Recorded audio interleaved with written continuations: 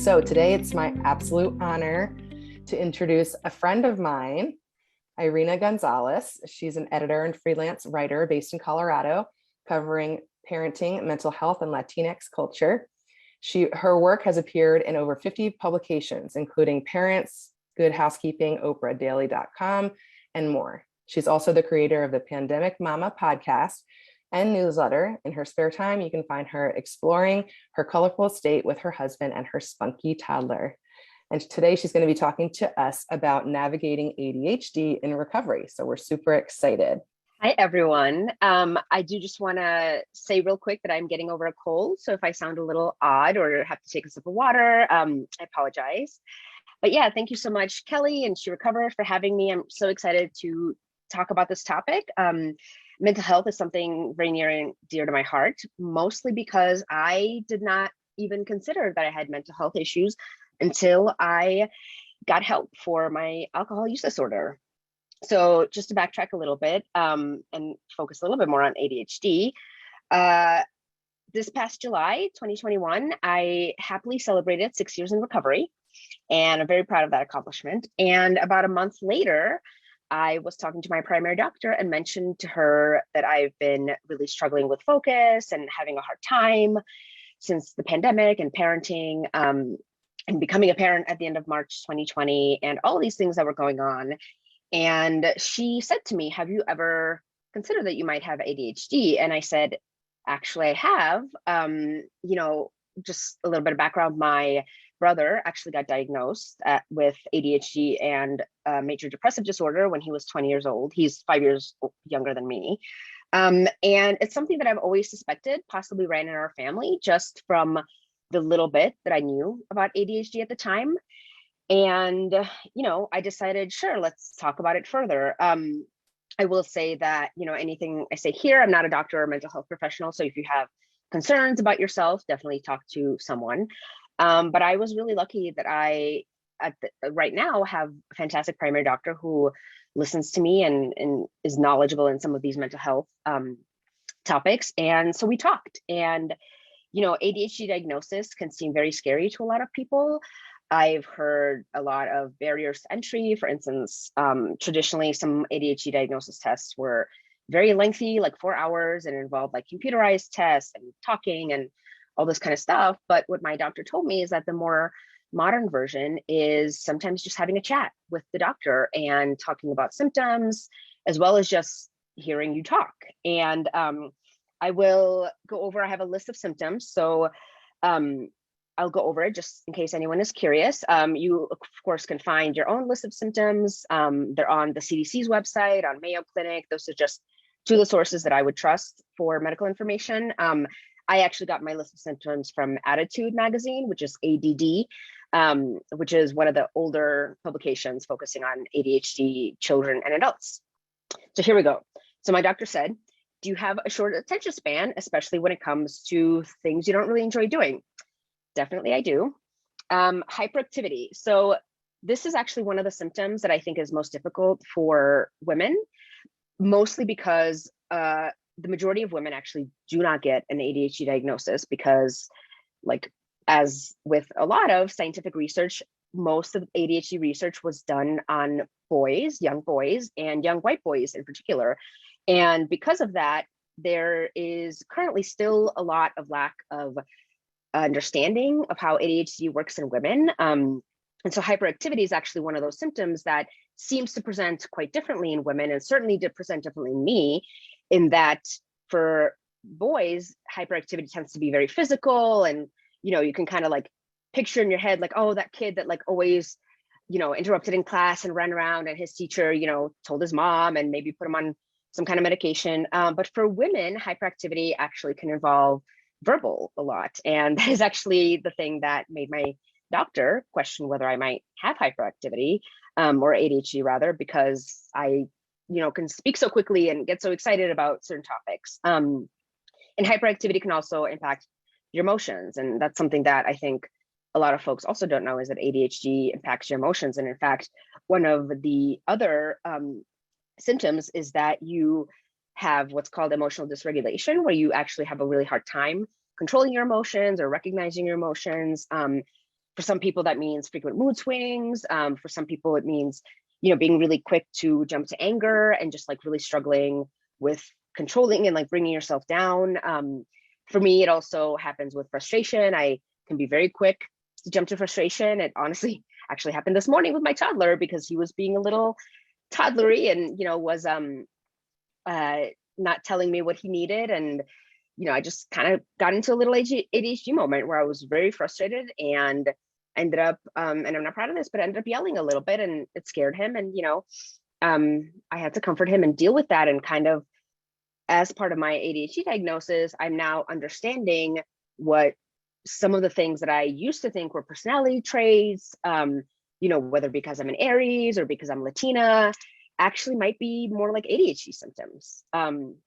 So just to get back to this list real quick, fidgeting and restlessness can be part of it. Organization and difficulty prioritizing tasks, poor time management, like forgetting, oh, I have an appointment or that kind of thing. Also just like forgetting and things in general, and poor working memory.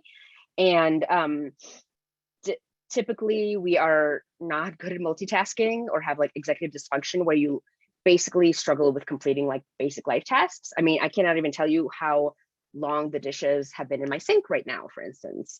And that's like one of those things where for someone with ADHD, it literally feels impossible to complete that task because, it's not something I'm interested in.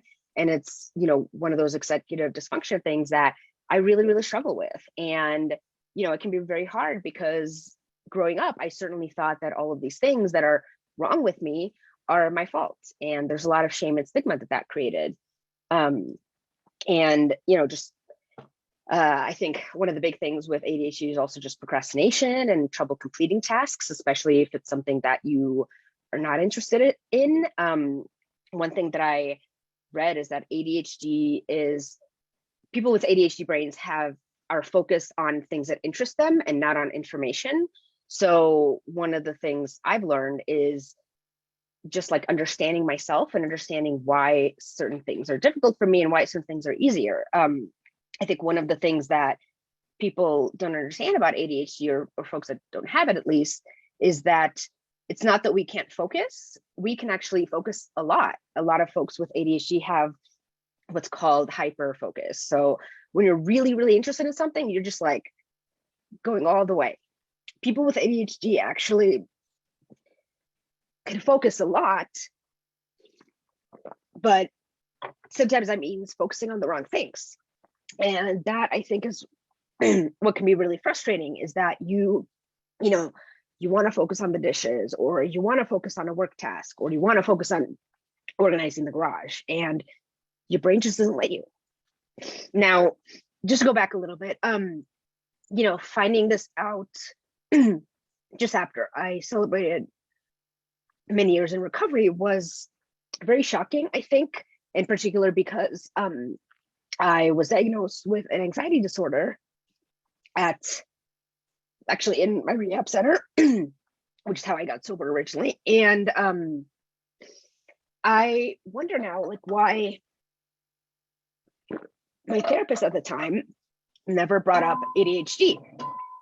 And, I think it's a struggle because I've had a lot of other therapists, and it's, I think it's one of those things that there's a lot of stigma with any mental health condition in many cultures. But for me, I think the stigma is really, really prevalent for the Latinx community. And so, being born myself into a Cuban family, I kind of knew about depression and, mental health conditions, but I really, really never thought that I had something like that until I went to rehab at age 29. And, pretty much on the first day of talking with my therapist about, my alcohol misuse, she noticed that I had some of these markers of anxiety disorder, and I was diagnosed, and, I've been seeking help for that ever since. But one of the things that I think a lot of people can relate to is that drinking for me was very much a coping mechanism.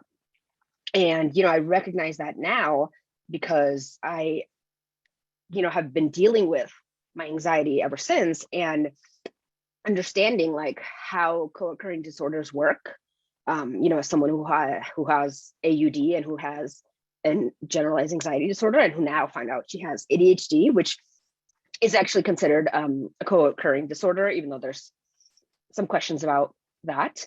But I think for me, I just never really realized that could be a thing.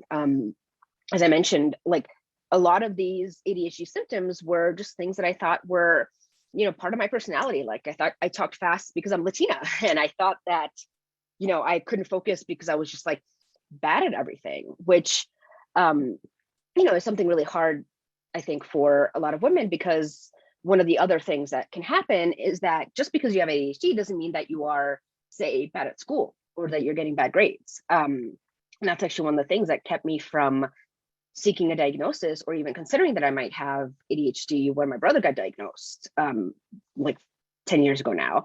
And, because I was always a good student and I loved to read and I was very interested in everything. And, I did well in school. And so I went on to college and I kept doing well, and I did well in all of my jobs. But one of the ADHD symptoms that I didn't mention is actually that you change jobs very frequently, which when my doctor mentioned that one, I was pretty much, aha. I've been throughout my career someone that I've stayed in my field, which is journalism and writing, but I've changed positions and I've changed what I like to write about. Right now I write a lot about mental health and Latinx culture and parenting because I'm a parent. But, 10 years ago, I was writing about beauty and entertainment. After that, I wrote about food. So, to me, I just thought, my career is just following what I'm interested in. But the reason that my career does that is because I'm interested in a lot of things. And as someone with ADHD, I'm constantly changing my interests, and something new appears and then I get obsessive with it. And, then I want to integrate it into my writing. And that can happen for a lot of folks with ADHD. And, some of these symptoms are difficult to understand because, women aren't diagnosed as much. And so that can be really hard. And as someone who's Latina in particular, I think it was very hard for me to recognize that, I had issues with drinking, that I had issues with anxiety, that I have, now I have a I'm neurodivergent. And, I think that some of these symptoms really point to a lot of the stigma that I feel as a Latina. Sorry, everyone. One of the things is that I remember, I had this very, very clear memory of my dad actually saying in a, like a family dinner not that long ago, that he was literally the only one in our family who wasn't crazy. And I do want to speak to that a little bit because that's a huge barrier for a lot of communities to getting help. I think it's very prevalent in the Latinx community. Just to read you a little bit of statistics, currently Latinx people in the US, only 34% are getting treatment for mental health conditions versus 45% of the general population. And, we have a lot of barriers, language, insurance, poverty, a lot of cultural and religious barriers. And really for my family, it just came down to a lot of stigma. And that can be very hard. Surprisingly enough, some of these mental health conditions can also be higher in people that are like Latinx people that are US born. And, things like binge drinking and things like depression and anxiety are all more prevalent in Latinx populations than in non-Hispanic whites, which I think is very interesting. And this is all according to SAMHSA. And, Latinx people so experience PTSD due to racism, just as, Black and Asian Americans do, and lots of other people of color. And, because of that, our rates of anxiety and depression can be higher. And because of that, a lot of us, and maybe I just speak for myself, use alcohol as a coping mechanism, as an unhealthy coping mechanism. And, that's something that I, as someone who received diagnosis, while in treatment and then after treatment, I completely understand. But yeah, so just going back to that a little bit, I just read a SAMHSA report from 2019 that actually said that 2.9 Latinx Americans have a substance use disorder, and 1.4 million of those also have a co-occurring mental disorder, which when you really do those numbers, like that's pretty much half of the population of Latinx individuals who have this co-occurring issue, such as myself. And I think that in getting treatment for and being in recovery, one of the things I'm most grateful for is that I am able to understand my mental health diagnosis with a clear mind, and I'm able to cope with it without wanting to rely on some of these, unhealthy mechanisms that I might have relied on in the past. And that can be like, that's been very good for me, but it can also be very difficult to get any kind of diagnosis. I think in recovery, for me, one of the biggest things is dealing with medication. I've been having some trouble in figuring out with my doctor, having to switch to another doctor about like what medication is right for me and what should I do and try new things. And also just understanding, my brain and dealing with a lot of that stigma. I think that, going through this process after recovery very much reminds me of what early recovery was like for me. There's a lot of that stigma of the things I did and said and the people I might have hurt, and really just how I might have hurt myself. And what I've realized now with ADHD, and especially with understanding how few women are actually recognized to have ADHD and are treated and diagnosed even to this day. There's like, I just recognizing that there's a lot of shame and stigma, both for me, from being Latina and just from being a woman and not recognized to have ADHD and to have this disorder. And just really being able to deal with that, being able to deal with that while being sober and being able to discuss medication, which can be very difficult. Being able to, do all of this in a world-changing pandemic. Also, after I became a mom, it might not surprise some people to hear that a lot of women actually get diagnosed with ADHD after becoming mothers. And this seems to be primarily because, they will take their children to the doctor and recognize that there's, they are having some symptoms.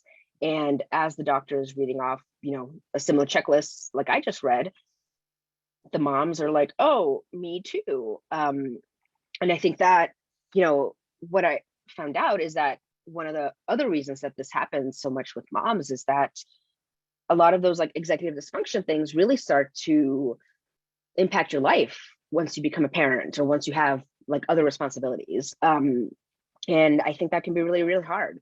One of the hard things for me, and I think that also kept me from getting a diagnosis previously, is that some of the things I read to you, I actually developed natural coping mechanisms to deal with. So for instance, I actually consider myself a very organized person, and I'm not super forgetful, at least when it comes to like time management, like appointments and that kind of thing, which a lot of ADHD folks are.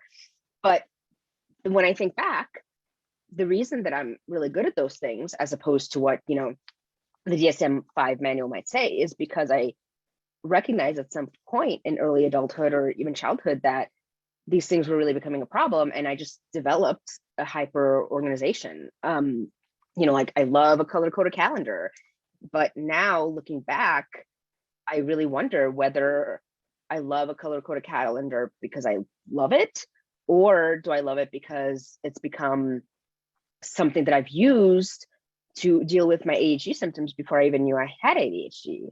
And same thing with like appointments. Like I write down everything the minute like someone says it, and if I don't write it down, it's not happening.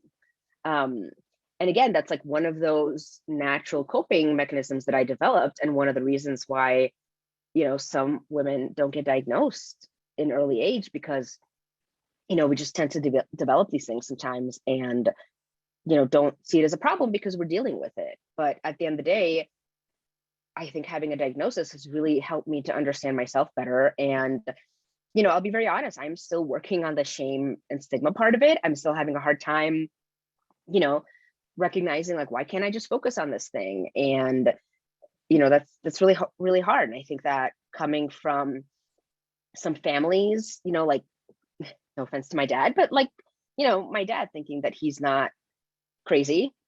I mean, even using that term, right? Like, I think a lot of us feel that even if you're not Latinx, like our families that, maybe aren't comfortable talking about mental health and don't know how to talk about it.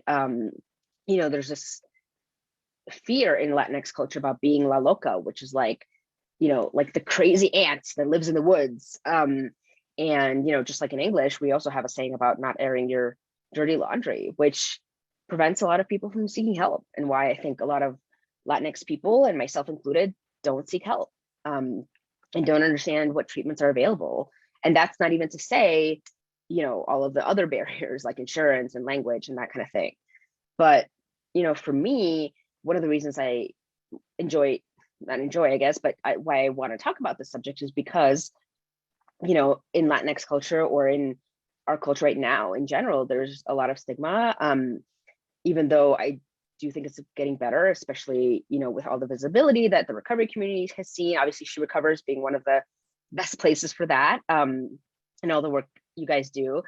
But, there's still a lot of people there that need help, that don't know how to talk about it. And,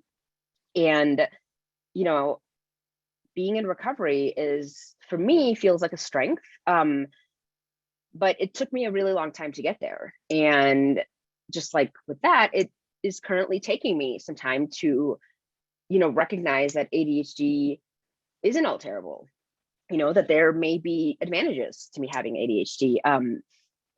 For instance, I did some research because, of course, I got obsessive about it because hyperfocus.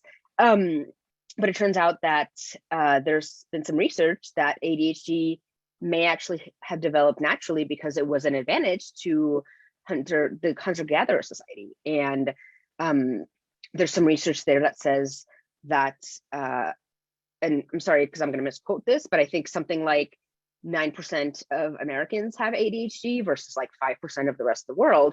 And there's some, research out there that the reason for that might be actually because America is a land of immigrants.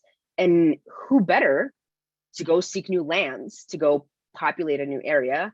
Although obviously that's wasn't necessarily the best choice, since this country was populated anyway. But, I think a lot of people come here because I'm not saying that everyone who's an immigrant has ADHD, but there is some evidence that, in hunter-gatherer societies, people who had ADHD actually had a huge advantage because, ADHD, while we still don't understand all of it, one of the things that it does is that you have like literally a lack of enough dopamine. Your body cannot contain enough dopamine, which is why you're constantly seeking something else. And so for folks that were hunter-gatherers or perhaps immigrants, like seeking out new things was something that their brain craved. And the way that benefited the hunter-gatherer society is that, people were constantly motivated to hunt and seek food and seek fatty food, which kept you healthier. Some of that research is just interesting and fascinating to me. But how it relates to us now is that as someone who is in recovery, I now can recognize that even without me using alcohol to soothe my anxiety, which I certainly did, I can also recognize that one of the ADHD symptoms I had is the fact that I could never have just one drink. And I think that that's something a lot of us talk about in recovery and sobriety. And, I'm not saying that everyone who's in recovery has ADHD, but for me, I can now link those two things and understand myself a little better. And, at the end of the day, strengthen my recovery by understanding that I have ADHD and, currently working on accepting it and feeling better about it. I did a little bit of quick Googling right before this to come up with a list of some of the things that are good about ADHD. And, being hyper-focused is actually one of those things, because sometimes you can really get into a zone and, do a ton of research about something that's really important. Another thing is, of course, we're energetic and spontaneous. Impulsivity is not always good, but sometimes you can use your spontaneity or impulsivity to direct it toward better causes. There's also some evidence that we're very rewards and competition based people, which, can be good or bad.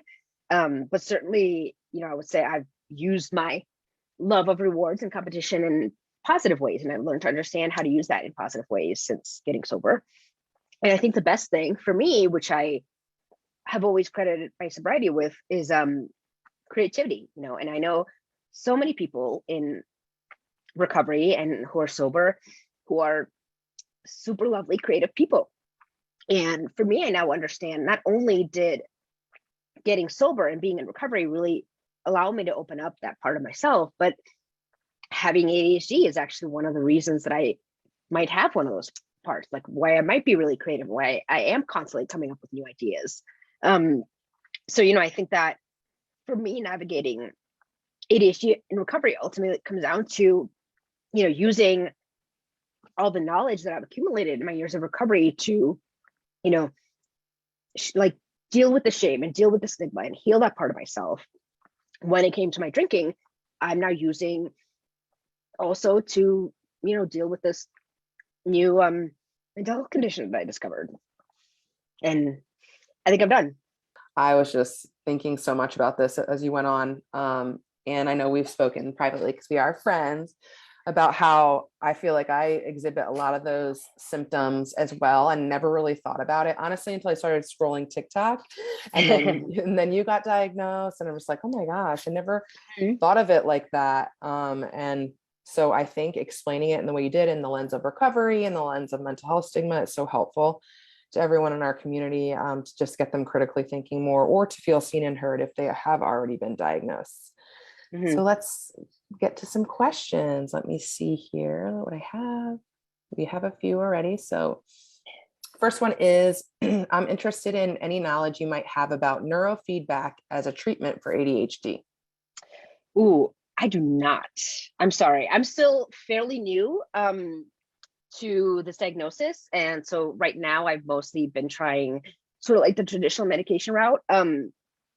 What I will say is that there are a lot of people much smarter than me that probably have answers. I know Dr. Russell Barkley is usually hailed as one of the top ADHD experts, and he's got a million books. There's also some really, really helpful podcasts that have helped me understand some of these things. I have an ADHD podcast. She had a couple episodes, I think with Dr. Russell Barkley, talking about medication and symptoms and that kind of thing.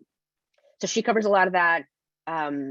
There's a podcast called Women in ADHD, which is really helpful. And the other one I really love to listen to is called, it's like Smart Ass Women with ADHD or something like that. I'm sorry, I can't remember the full title. But yeah, I would say that, if that's something you're considering, talk to your doctor. I think that that's always going to be the best resource. If your doctor's not supportive, find someone else. Definitely always get a second opinion. One of the things that really helped me in navigating this journey so far is that, my doctor, my primary doctor, originally prescribed me, and Kelly, can I say medication names? Okay. Some people are sensitive about that. So my doctor originally prescribed me Adderall. And, I noticed that it helped with some things. Like, I definitely think my emotional regulation is better. I'm kind of like more alert and awake, but it's not really helping me with my focus. And I really, really struggled with that throughout the fall, to the point that my doctor ultimately said, maybe you don't actually have ADHD because, Adderall helps like 90% of the people I prescribe it to. And, that was really hard to hear. But at the end of the day, what I realized is that, she's a primary care doctor. So she talks with all kinds of people about all kinds of problems. So ADHD is not ultimately her specialty. And so where I am now is that I went to find another doctor. I went to find a doctor who does specialize in ADHD, and in talking with him and essentially getting a new diagnosis, and talking about medication and treatment options and lifestyle changes, that has really, really been helpful. So I would say definitely talk to, not just your primary doctor or like your mental health professional, talk to more people about like the options you want to explore. And, medication is not for everybody, and it doesn't help everybody. It certainly hasn't helped my focus so far. I'm still on Adderall, and that's been helping. I also added Wellbutrin recently, which has been helping, mostly because I was diagnosed with situational depression earlier this year, which is basically like depression when you're depressed about one particular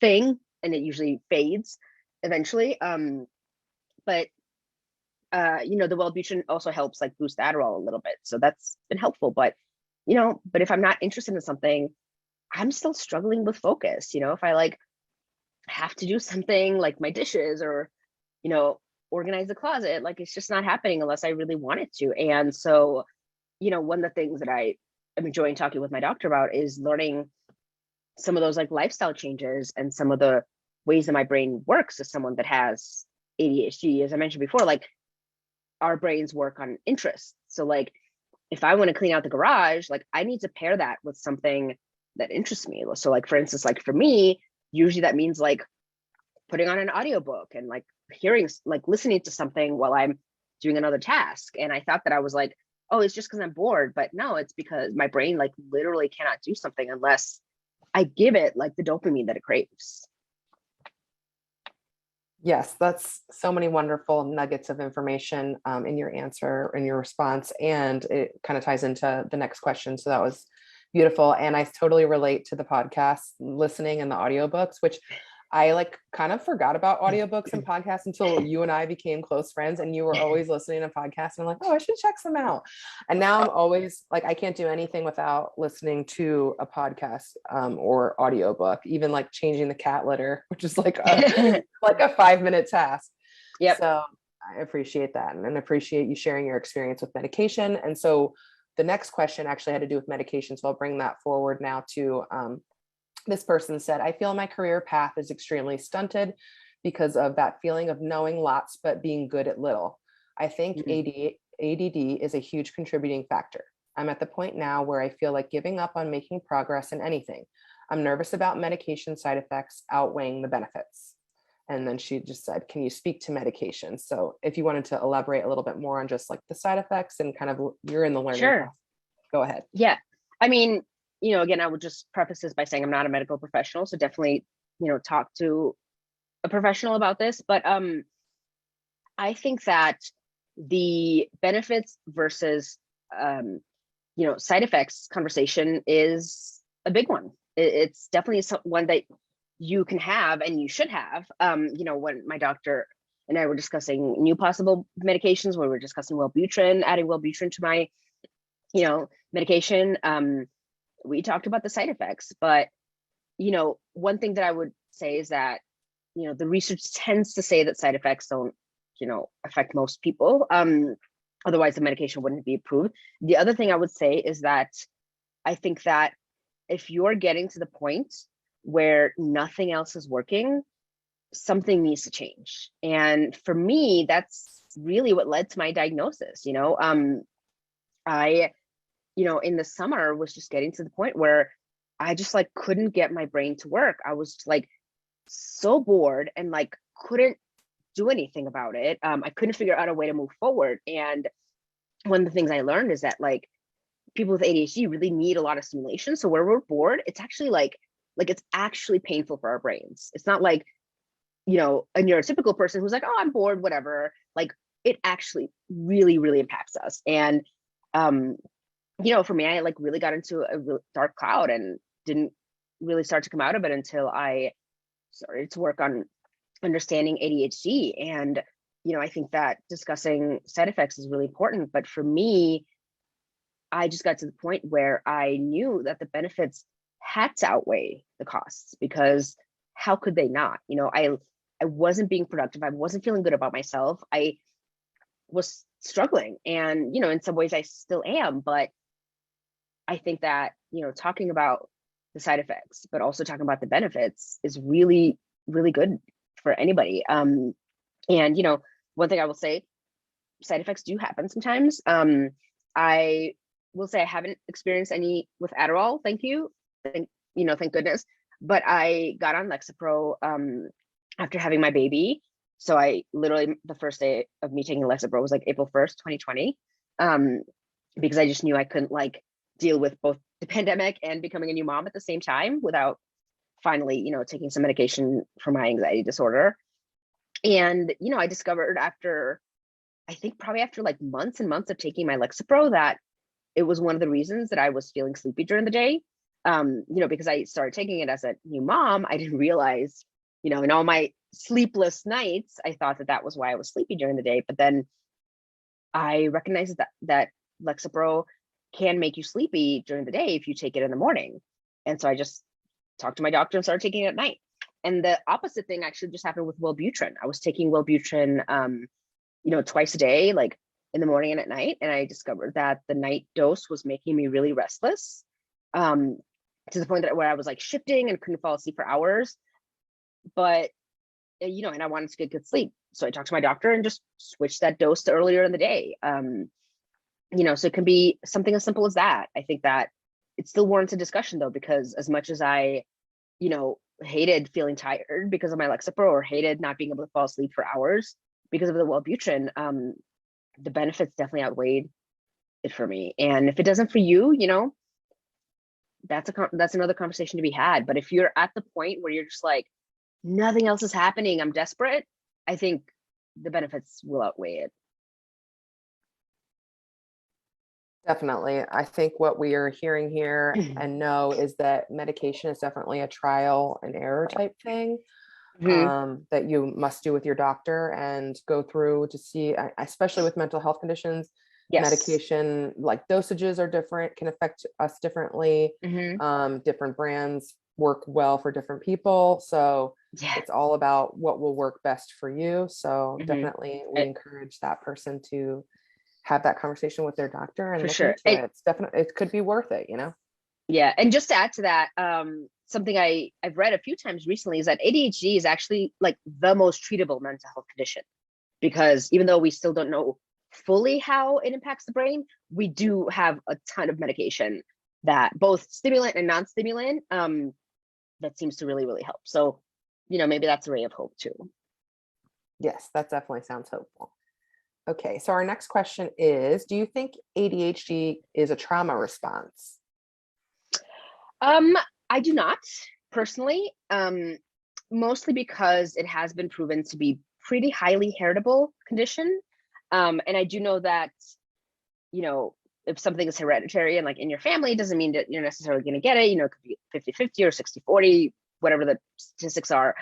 But for me, at least, like, and for my family, my brother has it. And, I've had conversations with my husband, who's not, he's not a medical expert either. But when we talk about my family and the fact that I just got diagnosed as well, he points to my dad and he's like, well, I've worked with your dad. Like, his brain works like that too.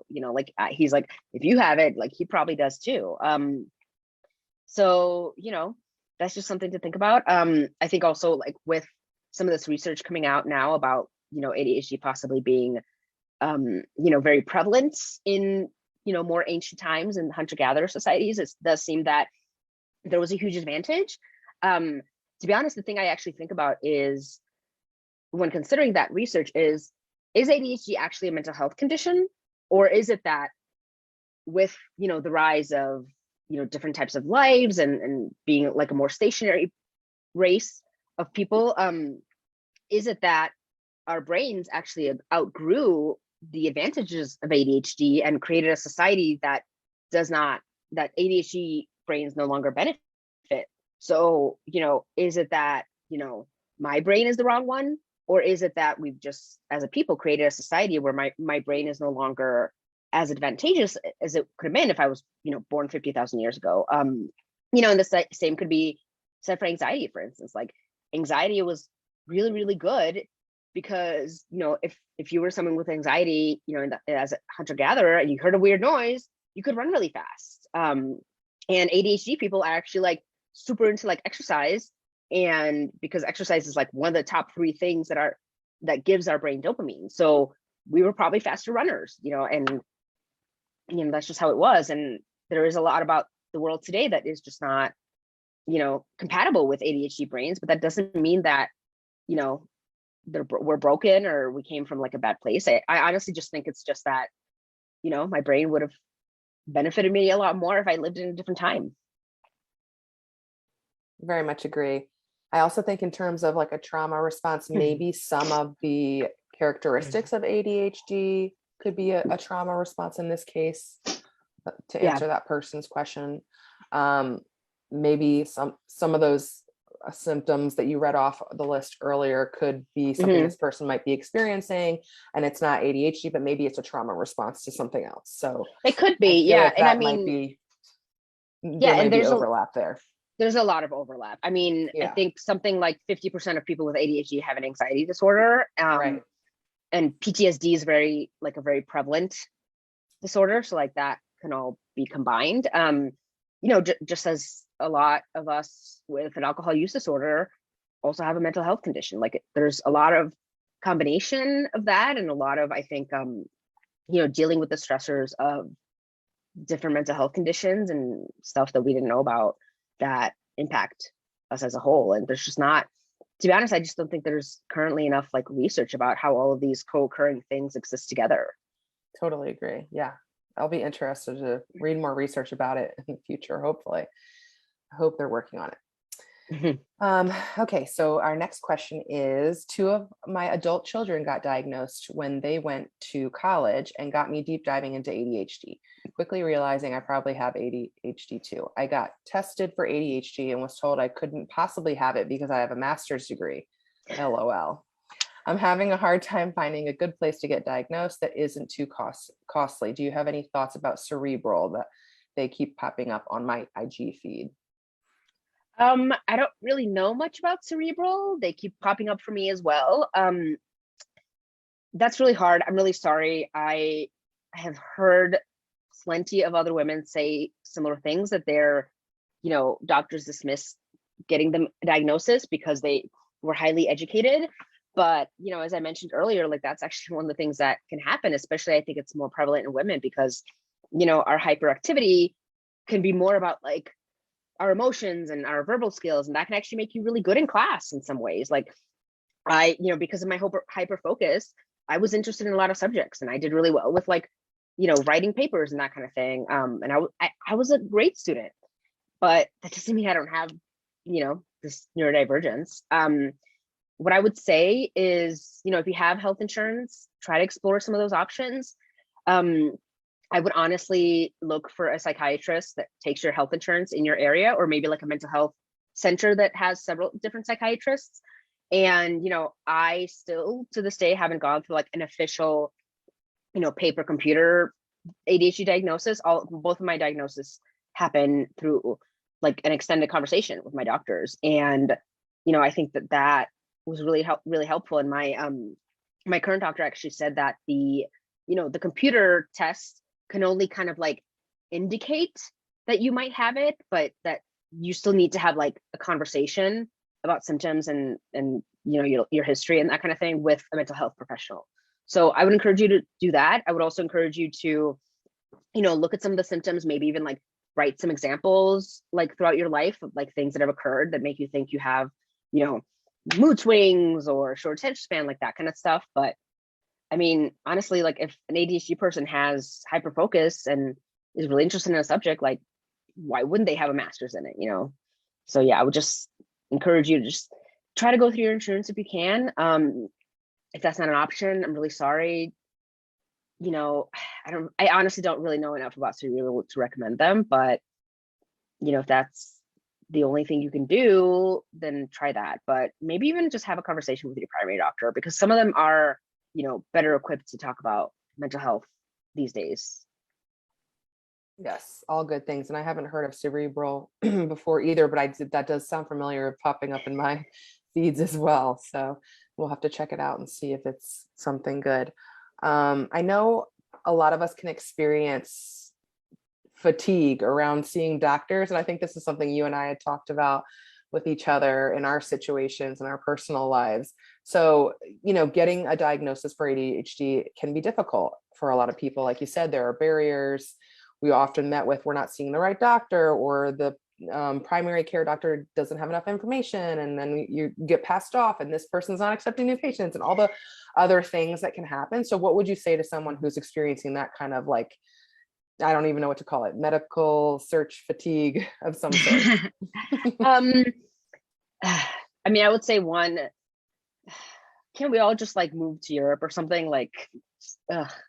Anyway, what I would actually Yes. say, what I would actually say is, that's really hard and frustrating. I think that it's especially hard and frustrating if you have ADHD or if you think you have ADHD, because we already have, the issue of executive dysfunction. So like even making a call at your doctor to schedule an appointment can be a really, really difficult task. So, recognize that, and recognize that the reason why it's so difficult for you is because, you might have a neurodivergence, and not just because you're being like stupid or lazy, which I'm not calling you that. I call myself that.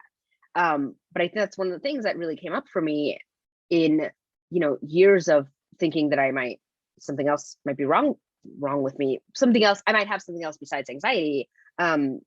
Is that I just thought, no, I'm just lazy. Like, I'm just not good at this. Like, I just can't succeed. Like, and that happens to a lot of women, especially with ADHD, is that we have like a lot of, anxiety and stigma, and that we just like feel lazy or unsuccessful, and that kind of thing. And that's hard. So, that might be keeping you from there.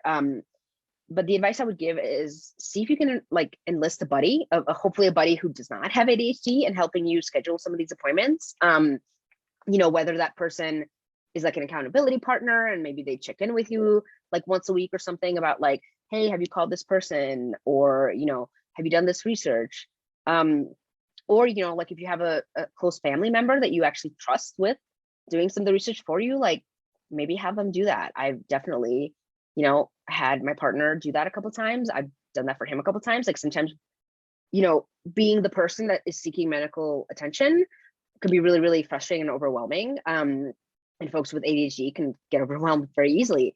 So, if there's someone that you can depend on, I think that's a really good way to go. Otherwise, I would say like make a list. A lot of ADHD people aren't good at making lists, but I love to make a list because crossing things out, like a physical list, really gives us a nice hit of dopamine. So I would say just like make a little list and break things down into like much smaller steps. Like something my therapist and I were actually just talking about last week is I'm currently feeling overwhelmed with like a big project, but the thing that ADHD people need especially is like being able to hit those little like dopamine checks. And so, make a list like, okay, if your ultimate goal is like to get an ADHD diagnosis, right? So like write that at the top of the list. And then what does that mean? Like, going through your insurance company, like calling a doctor, like asking if they take new clients, like make all those little steps and breaking down as small as you can. And, just do like 1 5-second task a day if you can.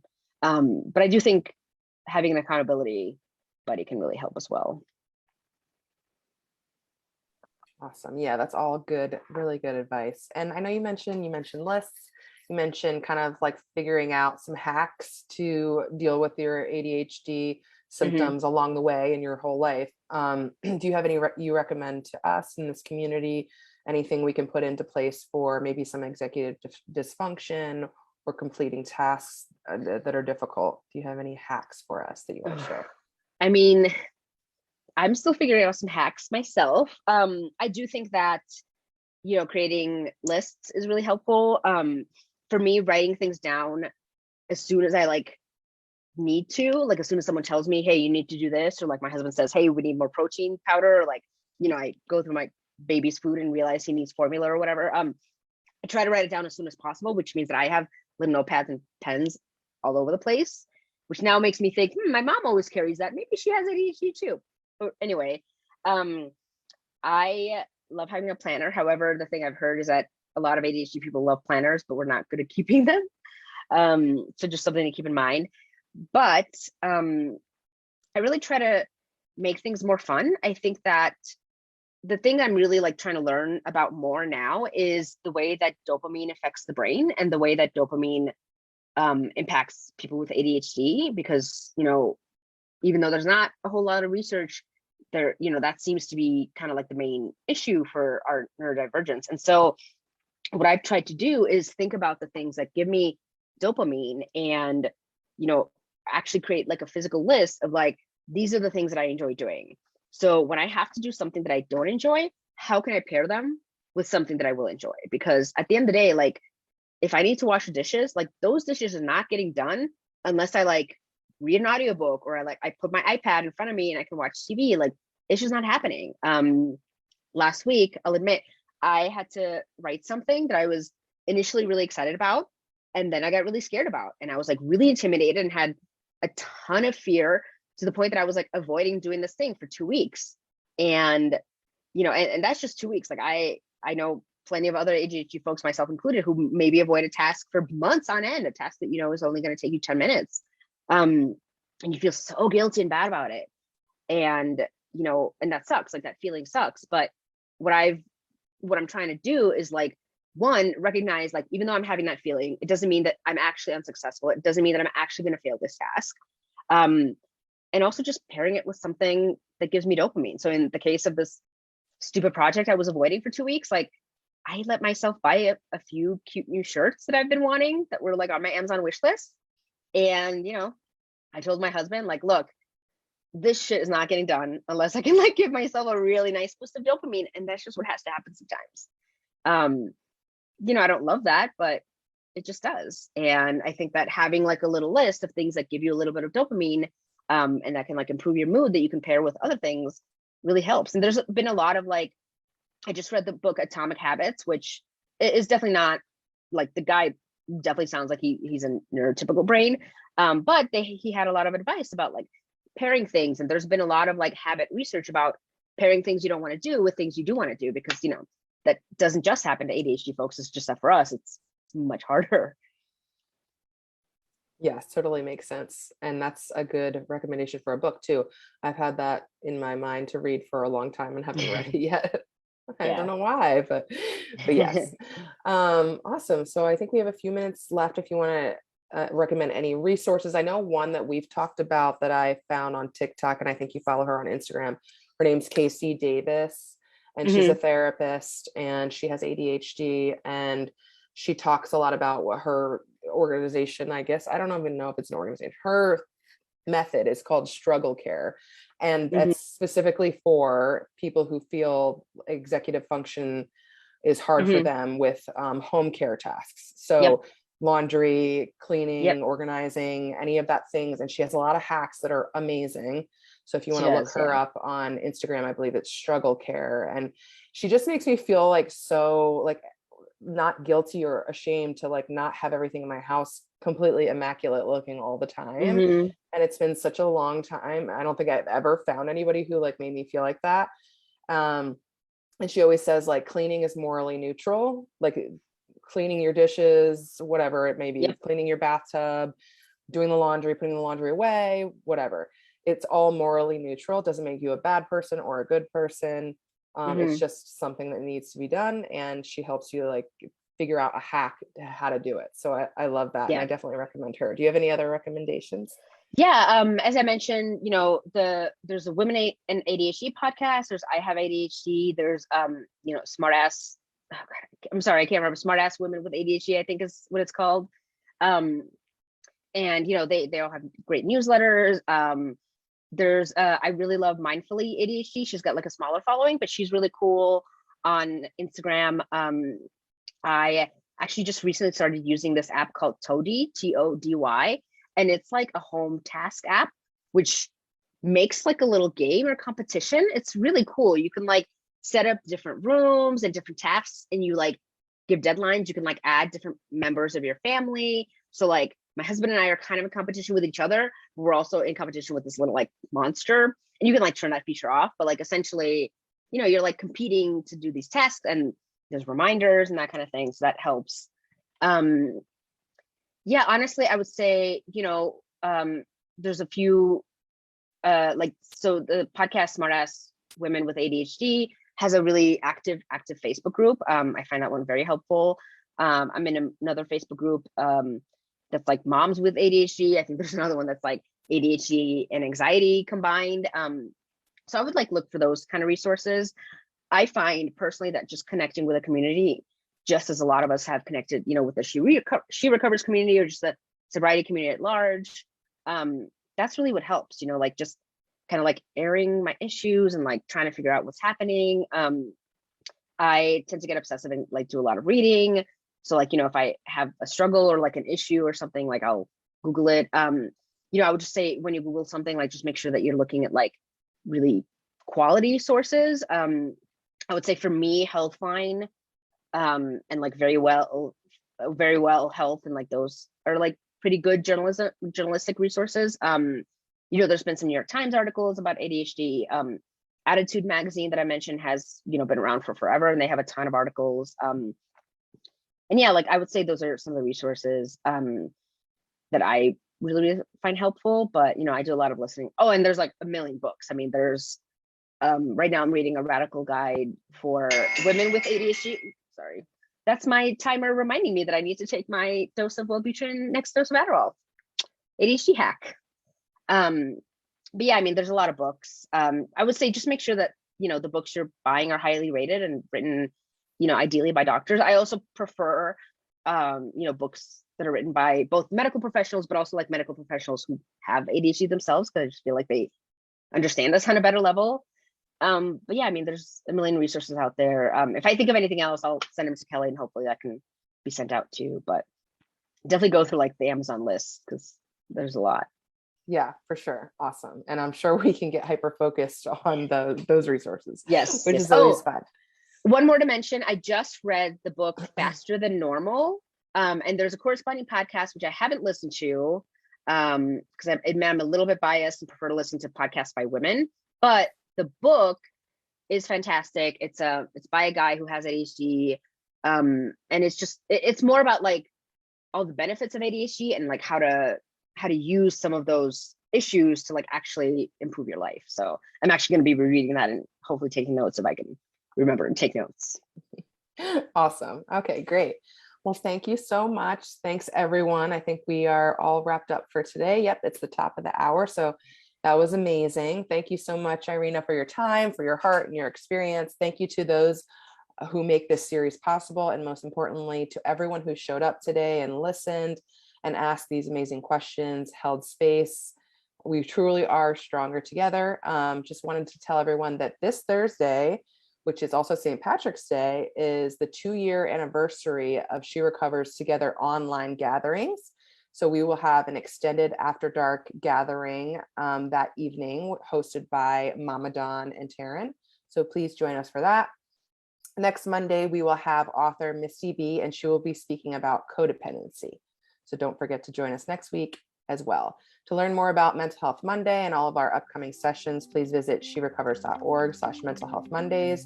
For more information about She Recovers Foundation and all of our recovery focused programs, resources, and touch points, please visit sherecovers.org.